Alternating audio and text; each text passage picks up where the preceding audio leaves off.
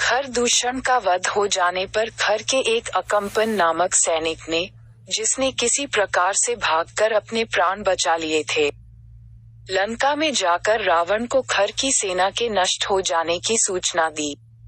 रावण के समक्ष जाकर वह हाथ जोड़कर बोला, हे लंकेश, दंडकारण्य स्थित आपके जनस्थान में रहने वाले आपके भाई खर और दूषण तथा उनके 14 सहस्त्र सैनिकों का वध हो चुका है।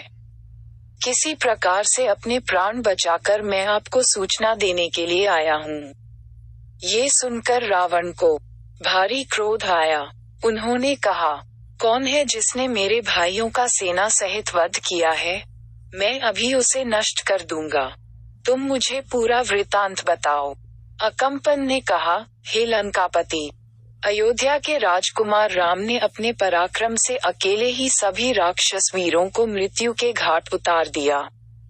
इस समाचार को सुनकर रावण को आश्चर्य हुआ और उसने पूछा, खर को मारने के लिए क्या देवताओं ने राम की सहायता की है?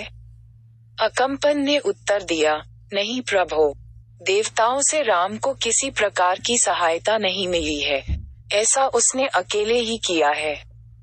वास्तव में राम तेजस्वी, शक्तिवान और युद्ध विद्या में पारंगत योद्धा है। खर जैसे रणबांकुरे, जिसकी एक गर्जना से सारे देवता कांप जाते थे, को उनकी शक्तिशाली सेना सहित उसने खेल ही खेल में समाप्त कर दिया। उसका रणकौशल देखकर मुझे प्रतीत होता है कि आप अपनी संपूर्ण सेना के साथ युद्ध करके भी उसे परास्त नहीं कर सकेंगे। मेरे विचार से उस पर विजय पाने का एक ही उपाय है। उसके साथ उसकी अत्यंत रूपवती, लावण्यमयी और सुकुमारी पत्नी भी है। राम उससे बहुत प्रेम करता है। वह अपनी पत्नी के बिना एक पल भी नहीं रह सकता। मेरा विश्वास है, यदि आप किसी प्रकार उसका अपहरण करके ले आएं तो राम उसके वियोग में स्वयं ही मर जाएगा।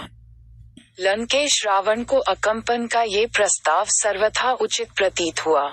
तत्काल ही वह अपने दिव्य रथ पर सवार हो आकाश मार्ग से उड़ता हुआ अपने परम मित्र मारीच के पास पहुंचा। बिना किसी पूर्व सूचना के रावण को अपने सम्मुख पाकर मारीच बोले, हे लंकापति, आज अचानक ही आपके यहाँ आने का क्या कारण है? आपकी इतनी हड़बड़ी देखकर मेरे मन में नाना प्रकार की शंकाएं उठ रही हैं। लंका में सब कुशल तो है? रावण ने कहा, मैं एक विशेष कारण से ही यहाँ आया हूँ। अयोध्या के राजकुमार राम ने मेरे भाई खर और दूषण को उनकी सेना सहित मार डाला है।